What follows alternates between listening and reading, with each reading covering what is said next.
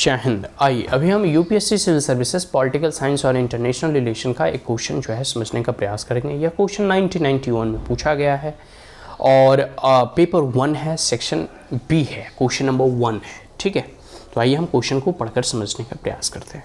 देखो, section B है, question number 1। इस क्वेश्चन के अंतर्गत 4 प्रश्न दिए हैं। ठीक है, इन किन्हीं 4 प्रश्नों में जो है हमें 3 प्रश्नों के उत्तर देने हैं 200 शब्दों की शब्द सीमा के अंतर्गत। ठीक है, तो comment on any 3 of the following in about 200 words etch.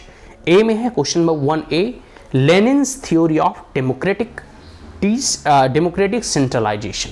देखो, लेनिन कम्युनिस्ट रशिया के जनक माने जाते हैं और आप जब मार्क्सिज्म को पढ़ोगे तो इस समय आते आते आपको लेनिनिज्म को भी पढ़ना होता है।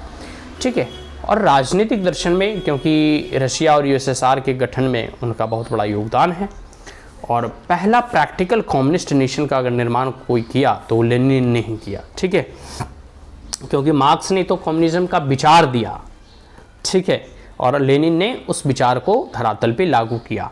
तो लेनिन की जो डेमोक्रेटिक सेंट्रलाइजेशन, देखो जितने भी कम्युनिस्ट अभी जैसे चाइना वगैरह है तो वहाँ सेंट्रलाइजेशन की प्रवृत्ति बहुत अधिक है। जैसे भारत में फेडरलिज्म है ना, वहाँ वैसे नहीं चलता है। वहाँ सेंट्रल गवर्नमेंट के पास अत्यधिक शक्ति निहित होती है, इतना कि उसकी कोई आलोचना भी नहीं कर सकता।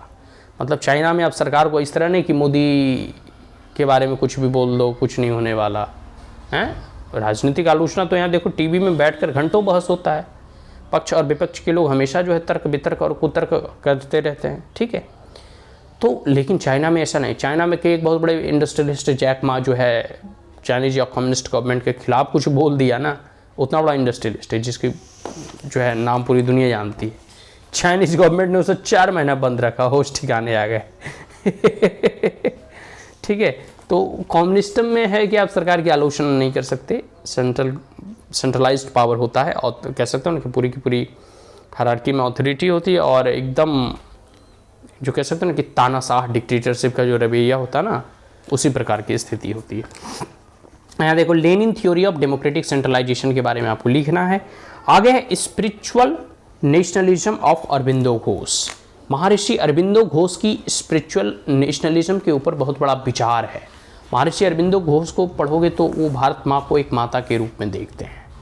ठीक है, तो इनके विचार जो राष्ट्रवाद के प्रति है या मातृभूमि के प्रति है या ठीक है नेशनलिज्म के प्रति है, स्पिरिचुअल अध्यात्म राष्ट्रवाद के प्रति है, तो वही विचारों को यहाँ आपको लिखना है। आध्यात्मिक राष्ट्रवाद से हम क्या समझते हैं, जो कि महर्षि अरबिंदो के द्वारा उद्धित है। अब है question number 1C, Jawaharlal Nehru on socialism and secularism. Pandit Nehru, the former prime minister of independent India. ठीक है, इनका जो समाजवाद के प्रति और धर्मनिरपेक्षता के प्रति या पंथ निरपेक्षता के प्रति क्या विचार हैं। ठीक है, किस प्रकार से इन्होंने जो है एक समुदाय को इस्लामिक राष्ट्र बनाने की छूट दे दी और दूसरे समुदाय को जो है यहाँ धर्मशाला बना के छोड़ दिया। ठीक है, खैर ये तो हमारे इनकी आलोचना है, लेकिन फिर भी आप इनके जो है पंथ निरपेक्षता के और धर्मनिरपेक्षता और समाजवाद के ऊपर इनके द्वारा उद्धित विचारों को आपको लिखना है। अब क्वेश्चन नंबर 1D है, देखिए, एजेंट ऑफ पॉलिटिकल सोशलाइजेशन। राजनीतिक समाजीकरण के क्या क्या एजेंट हैं, जैसे फैमिली, फ्रेंड और news media, newspapers, online social media, they are the medium of political socialization. ये समाज में राजनीतिक कह सकते हो कि अवेयरनेस को बढ़ाती है। तो ये 4 प्रश्न हो गए। ठीक है, क्वेश्चन 1 के 1, 2 क्वेश्चन नंबर 1 के A, B, C and D ये चारों प्रश्न हैं। इन चारों प्रश्नों में से किन्हीं 3 प्रश्नों के ही उत्तर लिखने हैं और 200 शब्दों की शब्द सीमा को ध्यान में रखते हुए। Start clear. आशा करता हूँ ये प्रश्न समझ में आ गए होंगे। अब हम लोग जो है नेक्स्ट क्वेश्चन नेक्स्ट वीडियो में समझने का प्रयास करेंगे। So that's all, thank you, have a great day, जय हिंद।